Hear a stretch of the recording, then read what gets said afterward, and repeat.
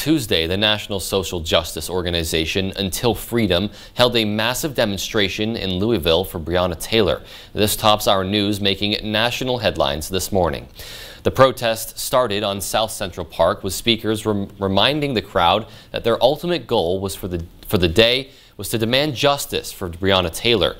The group then marched less than a mile to the Louisville Metropolitan Police Training Academy, stopping to sit in front of the famed Churchill Downs grounds along the way. Police, aware of the planned protest and march, declared it an all-work day in response to the demonstrators' plans. Now, that meant that all police personnel were available for duty. The public waits for a decision from the Kentucky Attorney General's office on whether or not the officers involved in her deaths will face charges.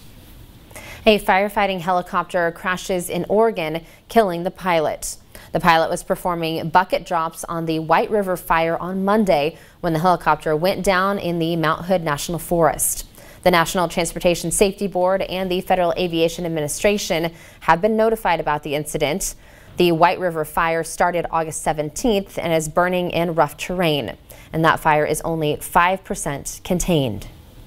Officials in New York City continue to be vigilant about who is visiting the city during the COVID-19 pandemic and making sure they follow the 14-day quarantine requirement. Drivers in Staten Island have seen that focus in their area for the last week.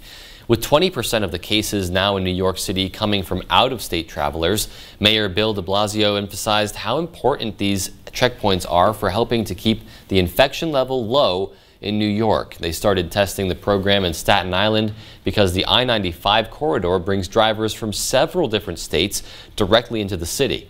So far, there have been over 3,000 vehicles stopped and over 12,000 masks given out to drivers.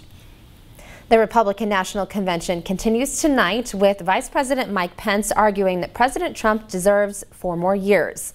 He's making that speech outside Washington, and that's causing some controversy. Tracy Potts will get us up to speed. Our life, liberty, and the pursuit of happiness. Patriotism, that's Republicans' focus tonight as Vice President Mike Pence accepts his nomination from historic Fort McHenry in Baltimore, amid criticisms of political events on public property.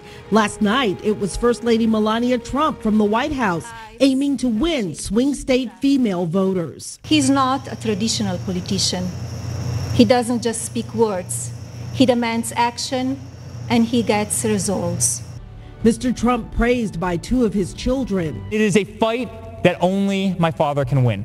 My father has made me believe that America can truly be great again. His chief economic advisor crediting the president for one area where he continues to dominate the polls. Americans are going back to work. There's a housing boom, there's an auto boom, a manufacturing boom, a consumer spending boom. Stocks are in record territory.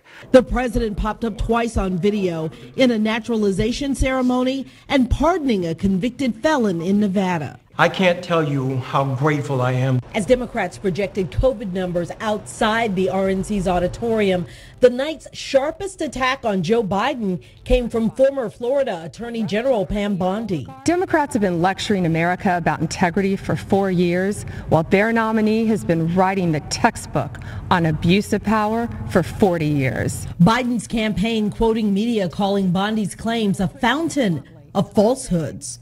Tracy Potts, NBC News, Washington.